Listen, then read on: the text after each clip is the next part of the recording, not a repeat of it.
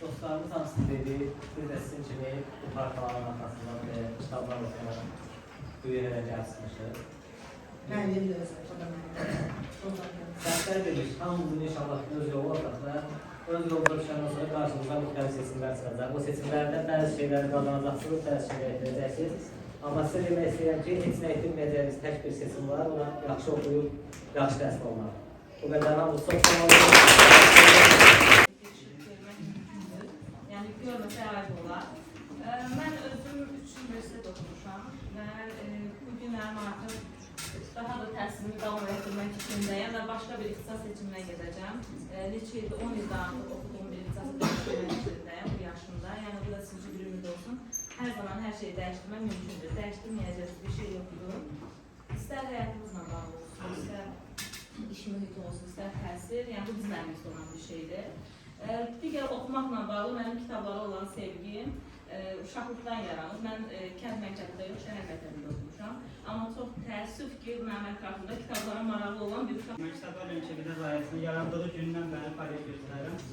Mən universitetə qədər qəbul olmuşum, yəni sizdən heç bir fərqim yox idi və Bakıya gəldim. Ondan sonra bir şeylər dəyişdirmək istedim, bir şeylər formalaşdırmaq istedim. Hansı ki, mən özüm də kənd məktəbində oxumuşam. Kənd məktəbində oxuyanda burada Jack London həyat eşq edəcəksin, kimsə dedi. İlk dəfə o kitabı oxudum. Səhvəmizə 7-ci sinif idi. Ondan sonra artıq biraz dəyişməyə, formalaşmağa başladım. Orada bir dənə ilk başladığım bir dənə şeir var. Bilməm, iki kitablarda var o şeir yoxsa yox. Şeir Jack London'a aid idi və o demək olar ki, bütün həyatını dəyişdi, növbəti addımlarına yön verməmin səbəbi oldu. Hamı qulaq asır, əlfəzinlərə sonra baxarsın. Əlvəzinlər sizdə qalır, narahat olun.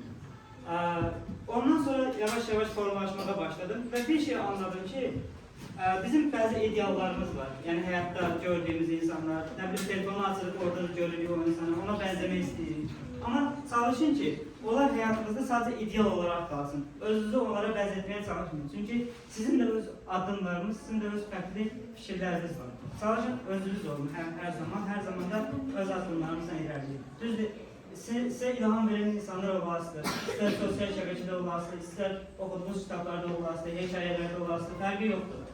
İstər öz evinizdə olasıdır, atanız, anavız, yəni sizə ilham verəsidir. Amma onlar, yəni sizin kopyalamayın onların həyatlarını. Dənizliklər kimi istəyir və Qar Dənəsi kitabında sanki qar kürəsi qırılıbmış da dənizliklər içindən çıxmış kimi istəyir.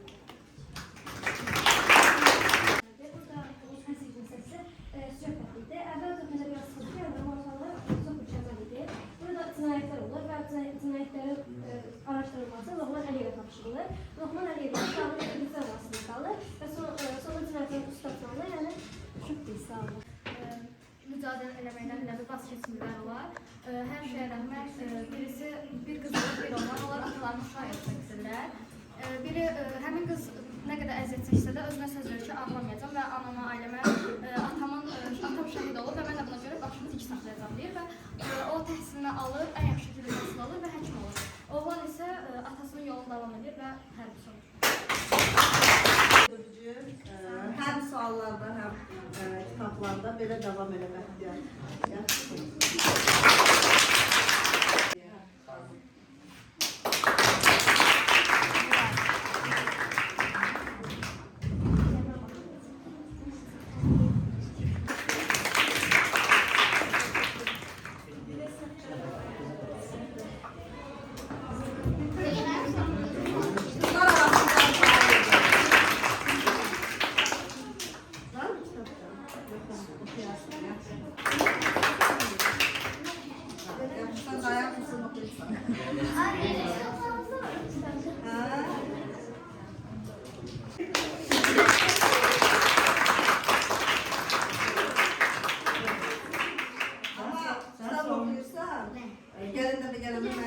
danışırsan kitabları. Söz alırıq.